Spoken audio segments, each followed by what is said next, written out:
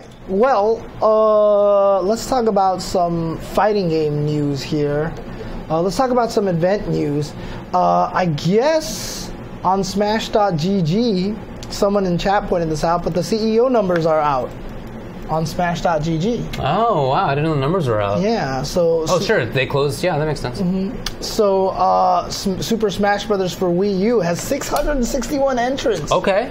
661 entrants, and Doubles has 116 entrants, which is essentially 232, right? Because that's how many people are in there. Dragon Ball FighterZ has 648 entrants. So Smash Wii U has the most. Okay. Okay, so Dragon Ball FighterZ has 648. Wow. Just barely under Smash Wii U. Super Street Fighter V Arcade Edition, 552 entrants. Okay, not too shabby. I mean, honestly, that's huge. Yeah. To be honest. But yeah.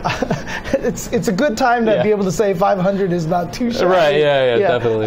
Melee is 432 entrants. Okay, nice. Okay, so there you go. Yes, this is for CEO. CEO is in a week and a half. Mm-hmm. Coming up soon. Then Tekken 7 is at 343. Nice. So between Dragon Ball, then to Street Fighter V, then to Tekken, it's about 100 drop-off between each game. Right. So Dragon Ball to Street Fighter, 650 to 550 to 450, essentially. Didn't you say... think about it. So, Dragon Ball 650.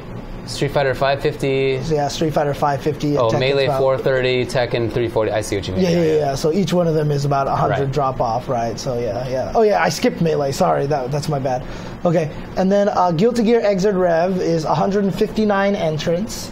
Injustice 2, 143 entrants. Right. Uniel, 110. Oh, Unist, nice. 110. Let's do this. Let's really go. Cool. DDR Extreme Pro, because they're doing the crossover thing, right? 105 entrants. Super Turbo, 91 entrants. Okay, all right. Okay, Marvel vs. Capcom Infinite, 90 entrants. Dang. Third Strike, 88 entrants. All now, right. is this Super Turbo the one that Capcom is running, or is this a separate one? You know what I mean? I'm not sure. Oh, man. I think it is. Okay, it is? Okay. And then... or no, was that already at... That wasn't Combo Breaker, right? Was that Combo Breaker? Maybe. No. The Super Turbo event is at CEO. Okay. Yeah. MVCI is at 90 entrants. Third Strike is at 88. Killer Instinct is at 80. Nice. King of Fighters is at 43, and CVS 2 is at 41. All right, let's go CVS. Yeah, so once again, MVCI not doing too well here. DDR, so. what was DDR? DDR was 105. In the Groove 2 Customs was 64 entrants, and Pump It Up Prime 2 was at 42. Do you know the difference between those games? Yes. Okay, what are the... Well, how does it go? Basically, I can't remember if it was Pump It Up or In the Groove, but one of them, I think it's In the Groove, is the one that's designed with the 5 buttons. So there's the center, and then there's the diagonals instead of the 4 cardinals. I can't remember which one is which. I might be backwards on that one. But actually, that might have been Pump It Up, but the other one is just like an on-crack version of DDR where they have like bombs that you can't step on, because in DDR you can just like step wherever you want and stuff like that. So Pump It Up is the one that has the diagonals. There you go. So Pump It Up is the 5 tiles one. So In the Groove is the one that has the like bombs and like crazy different all these different like modifications that you could, like wavy arrows and all this kind of crazy things like that. The competitive side of that is that what your score is, or is it like... I don't know how they're doing it. Okay. I don't know how if this is, because there's two. There's styles and then there's perfect attack, right? So styles, you do it, but you have to make sure you pass the song, right? Sure. So that but means it's you like have a to be dance. hitting It's like steps. And or a routine. It doesn't have to be a dance. But then there's also perfect attack. I don't know which ones they're doing. I don't know what they're doing here. Do you know if that'd be streamed? Does anybody know that? Probably. I would imagine. Well, I guess I'll be there, so I'm not gonna be able to stream it, to see it streamed. But I'd like to see what that looks like. Right. Anyway, yeah, those are big numbers, and it's going to be, I guess we'll talk about it more next week, but it's going to be a big, very interesting tournament. Not just but the wrestling stuff, the fact that it'll be in the arena. It's like I said, Crackprawn even got me to be a judge for a DDR dance competition. I don't even know why the hell I was there, because what the hell do I know about dance? Yeah. But he actually wanted me there because I would be unbiased, because I didn't know anything about the history of the players and stuff like that. So it's actually kind of funny. So Oh, come on, Kiyomi. No, let's not do this right now. It's okay. It's okay. All right. So that was CEO. Some more information here. Some more fighting game news. Let's grab this over here. Canada Cup 2018 is has added a couple more games to their lineup, including Soul Calibur 6. Oh, now nice. that they know that the game is going to be out in time. So Canada Cup might be one of the first places to have Soul Calibur 6, because remember, Canada Cup takes place usually around Halloween weekend, and I think Soul Calibur comes out like 1 week before that or something like that. But they also added Under Night in Birth, EXE latest. So that's really cool. So that brings the total up to a whopping list of 19 games at Canada Cup. I don't know how they're going to do that, dude. It's a lot of games. That was a lot of games. So they added also BlazBlue Central Fiction, Pokken Tournament DX, and by Shouju Senshi Sailor Moon S.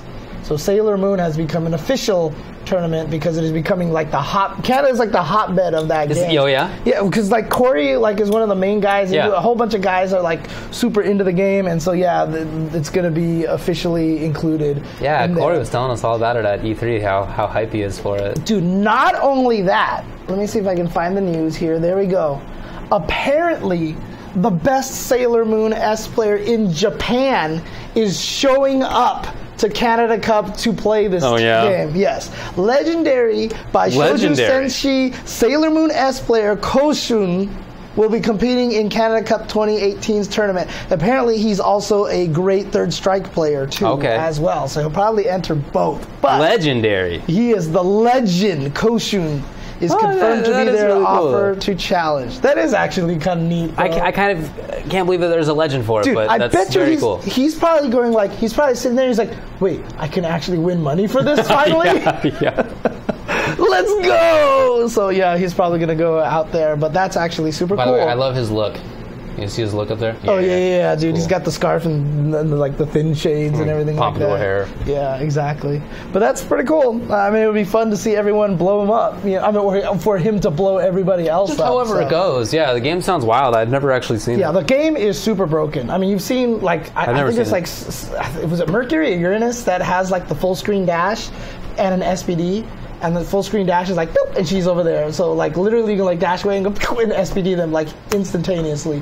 Yikes! From a screen away, and there's a fireball that does more on chip than it does on hit. Oh, okay, that's kind of cool. And dude, there's so many ridiculous broken things about this game. So I think that's why everybody likes it. Yeah, because it is so broken. I'm down with that. Yeah. It's there is by no means should the game be competitive in any way, shape, or form, but somehow all the BS balances each other out. Those are some of the best games ever. Yeah, exactly. Right? Exactly. So how can you not want to play this? Yeah. Let's see. We talked about the exhibition at E3, the wrestling exhibition here. Speaking of CEO, they also revealed the match card that is going to be played at CEO for the NJPW, and Kenny Omega and Kota Ibushi are going to team up. The Golden Lovers are going to team up with each other up against Tetsuya Naito and Hiromu Takahashi. So I got it wrong. I got the name wrong. I thought it was Saito or something like that before, but it's Kota Ibushi. I believe that is the one that. Please chat. Let me know that if Kota is the one that he had the Golden Lovers story arc with for a really, really long time. Someone actually did a really interesting tweet storyline about it and stuff, how they were in the same league and they kind of had this relationship, but then they one of them betrayed the other and stuff like that. So but please let me know if I'm correct on that one. But yes, Kota Ibushi is going to be there. That is going to be on June 29th in Daytona Beach, Florida. So that's the title card right there. There's also going to be Roppongi 3K versus CMLL's Dragon Lee and Ryusuke Taguchi. There's also going to be Bullet Club's Gorillas of Destiny versus Juice Robinson and David Finlay. Also, Jushin Thunder Liger versus Roppongi 3K's Rocky Romero. And then also Jeff Cobb versus the Bullet Club's Chase Owens. What's Jeff Cobb doing? You know, these other people have these wild names. Jeff Cobb. Oh, man. But tickets are on sale for that right now. That's all going to be at CEO, Cross, NJPW. I mean, honestly, every time something in the fighting game community goes viral, it always seems to have something to do with wrestling. So, you know, it just feels like it's kind of like a match made in heaven between these two communities. There's clearly a lot of crossover. Yeah. That will all be streamed live, twitch.tv/CEO Gaming at 8 p.m. Central Time, so 9 p.m. Eastern Time, 6 p.m. Pacific Time. I don't know from wrestling, that's for sure, but I really liked watching the thing at E3. Dude, and I'm looking forward to watching this too, because I don't know. Why not? How cool was it that at I mean, that thing that happened at E3 wasn't even just like, it's cool for fighting game, but it was also a really big deal for the wrestling world, too. Because WWE and NJPW basically don't ever combine. They never do anything together, right? And Xavier Woods / Austin Creed, you know, aka Austin Creed, is from WWE, and Kenny Omega is from NJPW. And that's why, like, you couldn't really promote it as one or the, like, it had to be a side thing like fighting games. They never get the crossover, and at the end, when they were like, you know what, we're actually, like, admire each other, we're not truly rivals, but this was a big deal, like, we would really love for an actual WWE cross NJPW event. Like, they were actually, like, using that as a platform to kind of push for something like that. So that's cool. It's actually really, really cool. Yeah. There you go. Wow, Gentle Snow says that wrestling companies claimed copyright on wrestler identities. Yeah, I guess that makes kind of sense. But they couldn't copyright the wrestlers' real names, of course, right? So you can do stuff. So Austin is his real name? Is it? I think Austin Creed is his real name, yeah. So he can do stuff as Austin Creed, but not necessarily as Xavier Woods. Right, yeah. Xavier Woods. Xavier Woods. Come on, get that straight, man. Yeah, no, but it was pretty cool that that was happening at that E3 thing. It was cool. Yeah. It's cool to watch. Let's see, what else do I have from this is Group C. We already did this. No other things that I have for events, I don't think here. So it's kind of jumping in back to the topic that you were talking about. Ed Boon talked a little bit about the lack of a reveal of Mortal Kombat at E3, right? Yeah. Do you have any idea what it was that he talked about? And I think he just alluded to the fact that they're not announcing anything at E3. I mean, he says that he did state that they're chomping at the bit to talk about stuff, but at the moment that they have nothing to announce. So it sounds like that they have something, but they're just following a schedule of announcing. So yeah, there you go. So you never know. It could be. Is that actually Latif? Is that you, Latif? I haven't seen that guy in forever. That'd be cool. What up? If so. Oh, what up in any case? Okay. Yeah, people are speculating that MK might be announced at EVO. I don't know, man. That seems like such a big... It's not like announcing a character. Announcing the next Mortal Kombat, I feel like, is bigger than EVO, if that makes sense. I don't know, but if they do, then that'd be pretty cool, I guess. I mean, to be honest with you, like... I would go... Well, I'm not going to be there, but I would go nuts. Right. I mean, because the thing about it is, though, if you announce it at E3... like at the PlayStation conference, right? People would be like, woo! You announce it at EVO, and it's going to be like, explosion, for sure. Right? For sure. So I think that that's kind of really cool. Okay, it's not that Latif, but people are called Latif. It's a not very common name, exactly. So, but anyway, what's up, buddy? Street Fighter had announced a couple of new costumes. There's some pretty sick costumes here. I'm gonna sit here and tell you this, dude. And for Ed, Laura, and Ken, they added some Devil May Cry stuff here. So there you go. So that is yeah, that's pretty cool looking. That's Ed right there. Ed as one of the Devil May Cry characters. Okay, which one? One of them. And here's Ken as what I'm assuming this is Dante, right? So I'm guessing this is Nero. I don't know, dude. But that is the Ed costume. This is Ken as one of the costumes over here, and then Laura here as this character.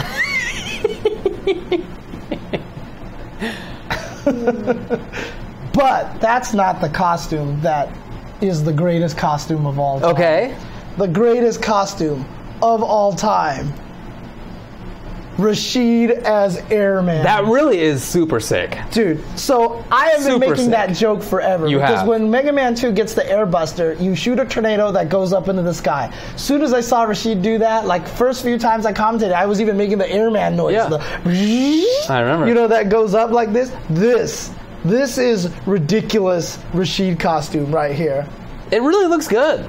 Like, it's not even like he's dressed up like Airman. It's literally just Airman. It's just Airman in there, dude. Super cool. It's so good. It's so good. I am. This might be one of the fight costumes that I have to like try to get the fight money for. I can see myself buying this costume. I've only done that a couple of times, but this one, sure. Yeah, but that's. I would love to support specifically that kind of thing. Because that is actually cool. A lot of the other costumes are whatever, honestly. Right. But that costume is really cool. Right. And I would like, if I could be like, Capcom, do more of these, and I'd like pay them money. If they just did a whole Mega Man pack where they just like turned everybody into a Mega Man character and they just like figured out the right ones to do. Yeah. The only problem is there's only one female robot, so like, really? I don't know how they would do that unless they just made most of the characters like the male robots anyway, and it just doesn't matter. You can just do a certain number. It doesn't need to be all the cast, right? That's true. That's true. That would be cool. So, okay. I think that looks really cool. You guys don't like that? Jeez, get out of here. I think that's cool. Other cool things that Arika released a video to show a comparison between PlayStation 4 and PlayStation 4 Pro output comparison, but the whole point apparently was that they could reveal Volcano Rosso is also going to be in Fighting EX layer. Yes, exactly. Probably one of the more interesting characters that I have always thought was in the EX franchise, although he seemed kind of broken a little bit. Yeah. He was the guy who could plant a meaty fireball on you and then cancel into like a command dash. You could either go to the other side or stay in front. Totally don't remember that. And so like he was just kind of cheap. That sounds really cool. He was one of the strongest characters of that game for sure. So, but yeah, that's really cool. Let's see. At CEO, more CEO news. Sorry, I skipped this event news. But there will be a playable demo of Smash Brothers Ultimate for attendees at CEO next weekend. Okay, let's do it. So you can go and try that over there. I mean, it's so funny. Who was it? Was it Zero? Or somebody was like, stop calling it like Smash with a 5 instead of the S. You know, call it like Smash Ultimate because that sounds cool, right? But like... But here's the thing, right? Like, I've been calling it Smash U. Like, that's probably not a good idea, right? We should probably not call it... I just call it Ultimate, but... Okay, you can call it Smush. Yeah, some people call it Smush. I don't like that. I think it's hilarious. You know why I don't like Smush is because there was a Lakers player by the name of Smush Parker, and he wasn't very good, so... Yeah, I like Smash... with 4.5 in the middle of it. The 4 instead of the A, you know. That's clever. But it will be playable at CEO, so that will be super Smash awesome. U. Who's going to go to Smash U? Yeah, that's graduate from Smash U. Yep. Can you get into Smash U? I always wanted to create like a fake college like South Tallahassee, Florida University or something like Trump that. Trump University. Because that's STFU, right? So I always thought that was... I'm surprised that there hasn't been that joke made more often. You know, it seems like such an obvious joke, right? I haven't thought about it. Okay, Southern Tallahassee, Florida University. There you go. It seems like a lot to go through to make the joke. But right, but I think that's pretty cool. So, Soul Calibur 6 has been confirmed by Motohiro Okubo that they are going to have the Create a Fighter thing. Which was very popular in previous versions where, remember, Justin would make other fighting game members? Sure, that was He used funny. to stream that a lot. So that is going to actually be there, as well as a season pass for Soul Calibur 6. So standard fighting game fare now. This is what we do. We have the game, and then we have season passes afterwards. So, you know, expect a $60 game, and then expect to buy a season pass for more, or expect to buy the Ultimate Soul Calibur 6 pack, which will have all of the season. Sounds right. There. Yep. Okay. Dang, St. Francis University is a real. Oh, it's called the University of St. Francis. But that's basically what you're talking about. Right, yeah. But it's missing the T in there. Saint, right, ST. People abbreviate that ST a lot. Oh, yeah, you're right. Okay, there you go. STFU, okay. Also, it was hinted by Okabu that Talon will be in there. I don't know if you saw his tweet. No. He sent out a tweet that someone was like, please put Talon in the game. And his response was, thank you, next line, all for, next line, looking, next line, into, last name, next line, my E3 interview. Got it. Which, of course, the first letter in all of those spells Talon. Oh, craziness. That's cool. Yeah. All right. But, nice. I mean, so maybe he's actually hinting that right there. So, there you go. I wanted to make one for Astaroth. One thing... It'd be a long tweet. It would be a long tweet. Also, the people, who was it? One of the, there it is, producer Koji Nakajima of Jump Force. Okay. Remember the trailer had Light Yagami and... No. Rook is his name, at the end of the trailer on the top of the building, right? I've seen the first 2 episodes. The show was really good, by the way. I've heard. I don't mean to blow up the. Yeah, definitely. Haven't watched it. I've only seen the first 2. I'm trying to get through most of it. I've had friends tell me all about it and everything like that. But even the second episode is the one that makes you go like, oh crap, like this is gonna be good. So I've only gotten 2 in there. But in any case, those 2 characters at the end of the trailer. So I don't know if you know anything about the show at all. So Light Yagami has a book, and basically, is it Light? I think it is Light. But he's the one that has the ability to write anybody's name in there and they will die. So he becomes Death Note. Yeah. Really? Well, the book is called Death Note. The book itself has Death Note written on it in the show, right? Rook. Yeah. So basically, everyone was like, "How do you put him in a fighting game? He's going to be unfair because it'd be like round 1, fight, write your name, and you die, right?" All right. But apparently, the producer said that they are not going to be playable in the game. Oh. That they are part of the storyline that weaves everybody together. Okay. So they are going to guest in the game, and they're not actually going to be in there. But the reason why the show is actually really good, I'll just say this much right now, is that the detective who's basically made it his mission to stop him, and I know the plot changes very drastically like during the course of the show as per normal, right? But he never reveals his name, and basically it becomes like this really cat and mouse game for him to try to find out what the detective's name is so he can kill him. But like he has to know their actual name. Yeah, he has to know their actual name and know what their face is. So he does a good job masking his face and then hiding his name. But I heard that the way that they trick each other is very really intricate and really intelligently written. So there you go. So people posting spoilers. I'm not gonna brag on it all. I just haven't watched it. Okay. Also, another thing is apparently the Neo Geo Mini that we talked about yesterday that they had on display at E3. They're actually selling a pad that's going to go along with it, you can actually connect it with a little pad. It is going to be sold separately. Okay. However, there is no information on a joystick that they might ship with it or anything like that. Yes, we don't know anything, but they are considering an arcade stick for the Neo Geo Mini. Does it say, is it a USB plug-in? I believe so. I remember seeing pictures, and in fact, I think that... is that a little micro I'm not USB sure. there? I can't tell, so... Or mini, maybe? I don't know. Yeah. But from what I had talked to... I talked to Gibby a lot. Obviously, he's one of the biggest SNK guys there is. And he said that the actual the Neo Geo Mini is really cool. It's really accurate. Yeah, it looks, all the bugs are in there, so the ports are really accurate and stuff like that. Oh, that's cool. So the controls are a little wonky, obviously, because the thing is small and everything like that. But in terms of like if you want to go play like some of the old games, it's really cool. However, the American and the Japanese versions are different, kind of like the SNES Mini that came out, how they had different games on them. Oh, I didn't know. So apparently, the US version has all the Metal Slugs on there, but missing a few KOFs. But the Japanese one has all the KOFs on there and missing a few Metal Slugs and stuff like that. So there you go. So USB-C is what people are saying. So it's just a USB-C thing. Cool. So, cool. Also, ArcSys put out this crazy timer on their website in the font that looked like Kill la Kill, and so everyone's like, oh my god, are they gonna make a Kill la Kill fighting game? This is nuts and everything. Or are they gonna add Kill la Kill to BlazBlue cross tag battle or whatever, blah blah blah blah. And then the timer ended and the website said, go watch this show.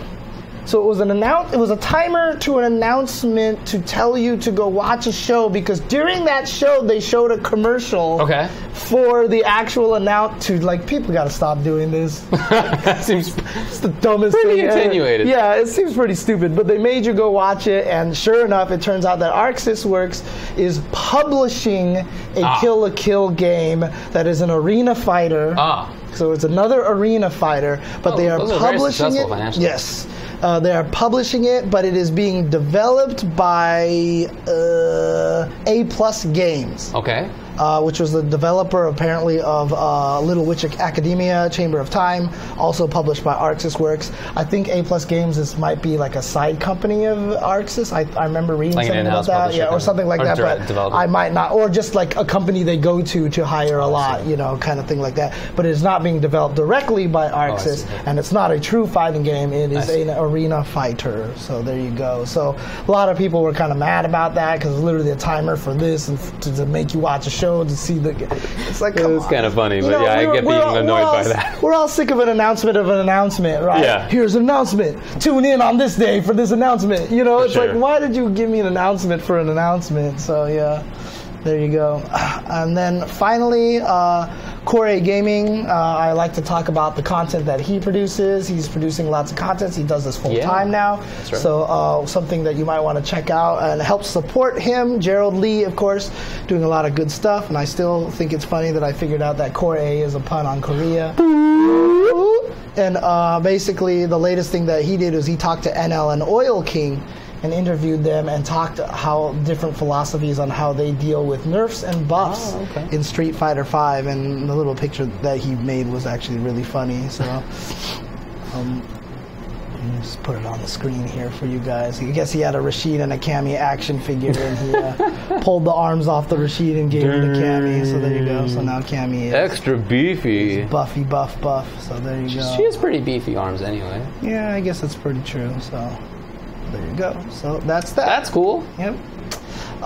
So that's all I have for video game news. All right. Do you have anything else that you would like to add? Yeah, like I mentioned, I started playing Breath of the Wild again, which I initially thought was not good. Not terrible, but not good. And after I uninstalled Civ, because I was cracking out on it too much, I basically wanted a single-player game to play to kind of decompress from... I can't always play competitive games, right? So I decided to fire that one up because I only have 2 games for the Switch. So it was either that or Mario. And you know what? I like it. I like Breath of the Wild after all. Okay. It's really rare that I've experienced starting out with the game disliking it and then coming around to actually liking it. It's only happened a couple of times. And this is definitely one of the most prominent examples of it. I think in the final analysis, it's a good game. Okay. Yeah, I mean, honestly, if you're talking about decompression games, you basically can't get a better decompression game than Breath of the Wild. Around. Yeah, you're just running around exploring and stuff like that. Like I beat the game a while ago, so at this point I'm just looking for all of the shrines, looking for maxing out my gear, whatever, stuff like that. Finding all the memories, and like, I'll tell you, I did. I'll tell you this right now. It was actually pretty cool. Airplane rides, gone. I spent a 5-hour airplane ride one time looking for one shrine. Dang. Like that, I still didn't find that shrine, by the way. Like, I did not find that shrine. And it is funny thing is, I tweeted about this. I was like, I could not find the shrine. I was looking for 5 hours, right? And someone responded with this area. He just named the area, and I was like, that's the exact one that I was looking for. And like, he didn't tell me how to get. He knew, he knew which one the problem was. So I think there's one shrine that's like that annoying. How do you know if you have shrines left to find? Is there like a counter? Did you not turn on the radio, the radar for I have it. Yeah. Okay. So you just hear the beep beep beep. But there's not like an in-game counter like you've found. Oh no, I think there's just a known number of them out there. Yeah. But like literally, it was like, it might not have been 5 hours, but it's definitely like 4 hours. I was running around and like marking things on the map and stuff like that. I like that. That's and cool. It's literally in the middle of like a mountain range, and I'm just like. And so I have gone everywhere on the edges to see if there's a tunnel, and God, I could not find that thing. That thing drove me nuts. Yeah, Shadowrun is on the Switch now. Did you get all of the Koroks? There's like 900 of those things. That seems absurd. Yeah, and I know D1 did it on his stream too. I don't know if there's a way to eventually detect Koroks as well, maybe, because you can detect anything. Yeah. Right, and I still haven't figured out how to do that yet. I don't know why. I can't get it to work. You just take a picture of a thing, and as long as it's something that is in the compendium, right, you should be able to do that, just right? search for it, yeah. I'll have to double check that again, but I haven't used that ability at all, and I've been looking for like lizards and stupid bats. Oh, I just did that yesterday, well, 2 days ago, to find like fire lizards or whatever it was, so I could level up my heat gear. Oh, 120 shrines total. There you go. So. Oh, I don't think Civ is on the Switch. I didn't mean to suggest that. Yeah. Is that what I said? No, well, you just said I uninstalled it, and you're like, I only have 2 games on the Switch. Oh, you know, so I think it was just confusing. It from Steam. Yeah, I see.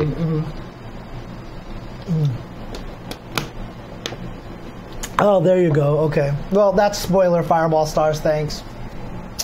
This is on the DLC. Can someone ban him? No, just kidding. I'm kidding. Yeah, so I've been thinking about buying the DLC because I ended up liking the game.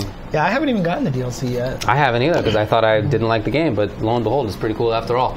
Oh boy, my opinion on the U.S. leaving the UN human rights. I mean, what can you even say about? Dude, it's like the actual United States pulling out of the human rights council. I just feel like at this point in time, he just keeps. I just feel like he just keeps doing really stupid things to distract us from the last stupid thing that he did. Well, I don't think that he is smart or well planned enough to be thinking about it like that. I think always the easiest way to explain Trump is just that he's not very smart, racist, wants to make money, and narcissistic. I feel like if you it's just 4 things. Dude, he's not a complex person. Honestly, I made the joke on Facebook. He probably saw Independence Day and was like, I can do a better job than Bill Pullman.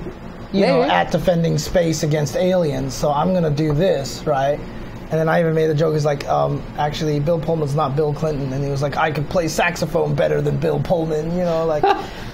I don't know. I mean, the Space Force idea is not a new one. It's been around for a long time, but it's actually against treaties that we are party to create a Space Force. It's illegal. Right.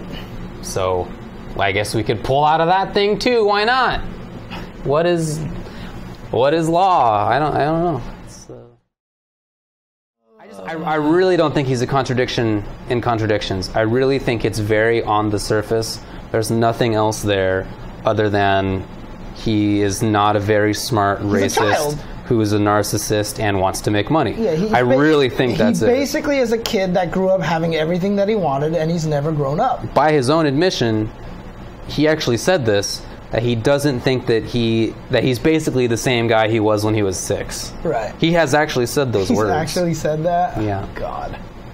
Yeah, so I really don't think that there's anything else there. It's just, so if people want to look into sort of what the grand strategy of it is, I believe the people around him may have intentions on that, but he himself, I just can't imagine that's the case at all. So for this kind of thing, I'm not surprised because there's a movement that's outside of him that wants us to be outside of the UN at all. You know, they want to get rid of the UN. That's what the Bolton appointment is about. It was the same idea when Bush thought about appointing him. It's what his current representative to the UN is about. So that's a long-standing thing among conservative people in the U.S. and he's doing it. It's just that it's particularly gross to be pulling out of the UN Human Rights Council at the same time as the things you're doing are clearly violations of human rights. You're violating human rights now and pulling out. So, look, the U.S. does not have a good record when it comes to human rights, for sure. Internationally and domestically, it's been a problem for us forever. We've often tried to market ourselves as not being violators of human rights or as caring about it, but the real record is not good at all unless you're, a white Protestant in certain parts of the country. The number of people who have actually had great results have been few, honestly. So it's not like a new policy. It's just there's again, as I mentioned at the start, I feel like we've had this short window of tolerance, and it may be going away at least for a period of time, or at least becoming so. There are people who have always wanted us to not be tolerant, and they have, they, I think, sense that they're on the way out and are doing what they can do to hold on to power. It's like they're trying to blindside everybody right now while they can. Sure. Or it's like if somebody is drowning and there's the death throes part of it, right? Where there's like flailing. And I think that's kind of what it is. I don't expect them ever to die off completely. But just demographically, it's going to be very difficult for them to maintain power. So you see things like extreme gerrymandering. You see things like trying to make, or actually having made money in politics even worse, or making it so that people can't vote, or making it harder for them to vote. Those are all to the same goal of making it so that you don't need to actually have a demographic majority. It's a weird time. I didn't think it would come back in the way that it is. I mean, obviously it's not something new, as I've been saying, but I didn't think that it would come back. But here it is. It's just frustrating. It's just like every time I see something new that they're doing, like, it's like, it makes me angry because there has already been so many stupid things, you know what I mean? Yeah. It's just going to keep piling up on top of each other, and I literally just look at this like we are literally falling apart as a country right now. And yeah, I mean, we've always had these two halves, or maybe not halves, but sections of, you know, the one side that wants to have Jim Crow and slavery and all that stuff, and the other side that doesn't. Sometimes there's more of a consensus. A lot of people were in favor of interning Japanese folks, for example. But there's always been this contention, and I feel like the moral tolerant side has been on top in the last, maybe since like the 60s or 70s, maybe more accurately. But yeah, not now. That's for sure. That's for sure. Look, the UN is not an ideal organization, so the Human Rights Council has definitely had abusers on it, for sure. Including us, but there's a sort of value for PR or philosophy or whatever in being part of it, or at least not actively pulling out of it. That says something, that you want to actively pull out of it. Extra gross. There is a national protest against what's going on with interning asylum seekers. That's the 30th of June, so we're actually going to be in Daytona Beach, Florida, during that period of time. That's right. That's right. I was thinking about going, but not going to be around. Okay. Someone in the chat, Overhaul, mentioned something. He's like, as frustrating as these has been, it kind of makes you appreciate that the fighting game community seems to be a very inclusive and diverse group. I wanted to probably mention at E3, one of the things that I did also do is I attended the We Are Esports panel, where about women making difference in the fighting game community, right? Cool. So there were 5 people on the panel. There was Zorine, formerly of Yahoo Esports. There was Eunice Chen as part of Cloud9. There's Persia was on there. Of course, we all know Persia, Marvel commentator. Vicky Kitty was on there. We know her, Smash commentator. And Emily Chow, part of ESL, on there. What was actually kind of neat about it, you know, they asked questions to them like, where did you get your fighting, you know, like video game roots and stuff like that. But it's actually really cool to have heard that 4 of them out of the 5 started from fighting games. Oh, yeah? Yeah, so Persia, I mean, she started with Halo, but she went into fighting games eventually, right? And then that's how she got into where she is. Emily got involved with the fighting game community in Toronto. Zorine got involved with, she knows all the people who run, the Ozhado and stuff like that. She knows all those people. And Vicky Kitty obviously started with Smash Brothers as well. So, you know, it was actually kind of really interesting to see that 4 out of 5 of them came from fighting game backgrounds. That is cool. So, didn't know that. Despite the fact that the fighting game does still have some, gender issues and stuff like that, somehow we're paving the way to help people get into, stronger esports positions. So I thought that was actually super cool. So I'm that was happy actually to hear cool. So, shout outs to that. Shout outs to that talk. It was actually really cool. Yeah. So. Kulo Demandril, if you can avoid politics, consider yourself very lucky. There are people who cannot do so. That's a lot of us. I can avoid it to some degree. Things don't sort of immediately impact me in the way that they might somebody who faces more active discrimination in life. It comes up for me sometimes. If somebody knows that I'm Jewish, sometimes they'll make remarks about that. It's only ever happened on that. It's never happened with respect to me being white or a guy. It's just with respect to that. So I have a small window into it, but for many other people, it's much worse. Right. You know, and if you have the ability to avoid that, then you are unusual. Just know that. You know, don't feel like you're the default. I used to feel like I was the default as a white guy. It's kind of what we're socialized to believe. And I thought that in kind of like a it wasn't meant to be haughty. It was like that self-deprecating, because I'm not so great. I'm just the average default guy, right? But there's a lot of advantages to that. Yeah, right. Yeah, if I feel like I'm the norm, then all the things that I experience in life, I think that, hey, everybody else has to deal with the same thing. No big deal, right? Yeah, nothing's too bad. You know, but there are people right now who are being interned in concentration camps for having run away from violence in their home countries and seeking asylum in the U.S.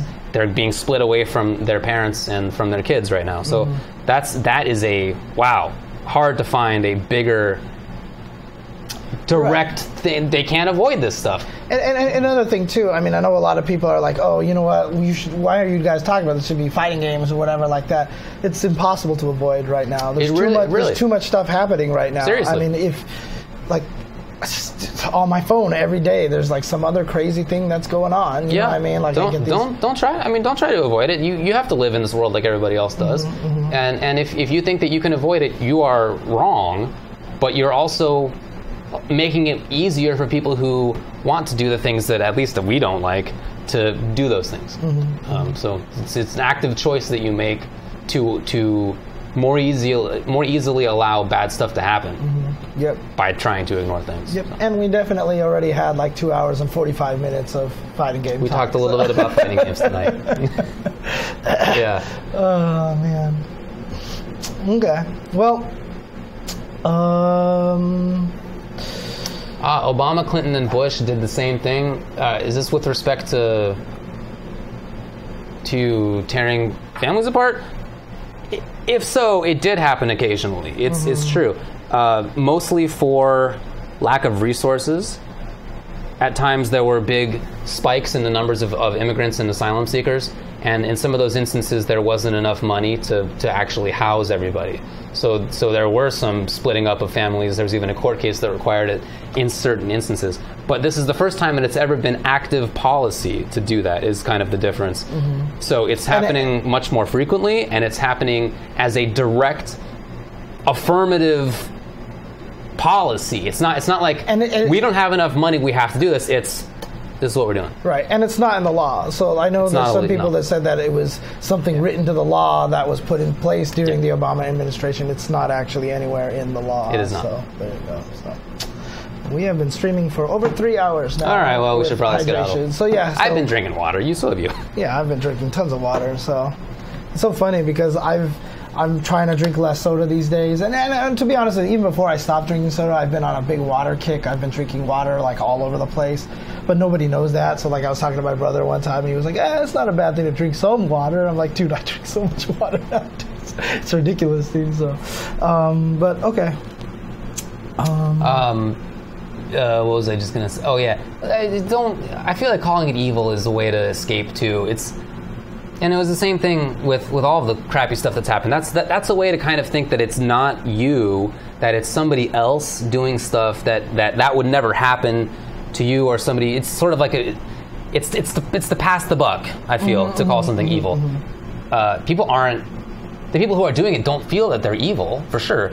Very few people wake up and say, I'm going to do evil stuff today. It's much more that they feel that they're scared, they're worried about the situation for, oftentimes bigoted reasons, bad reasons, but they don't feel like they're actively being evil. I mean, that's the case for almost all of the world's biggest, worst people, right?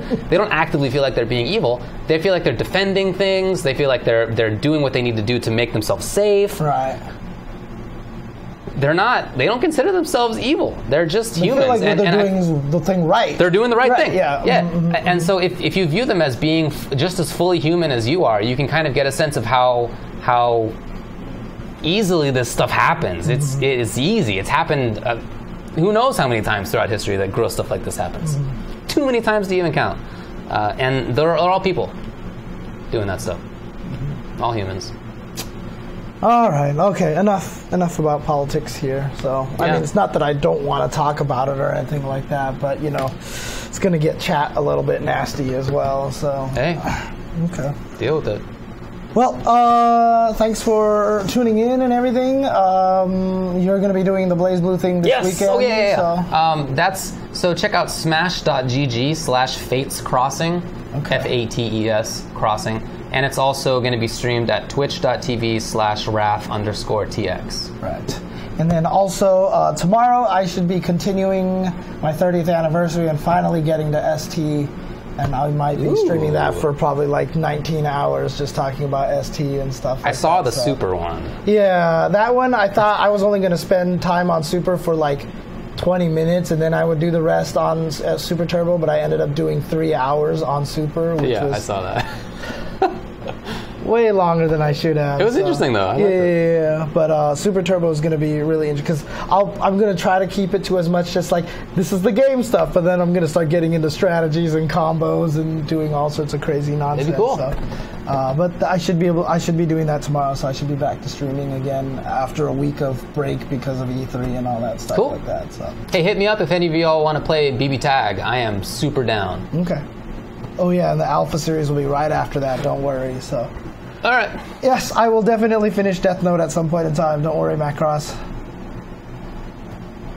Yep, I'm with you. You can't look away. See you later, y'all.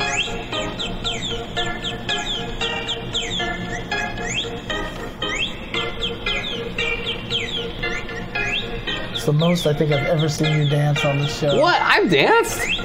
I'm a dancer. Are you? You don't think I'm a dancer? I've never seen you dance before in my life.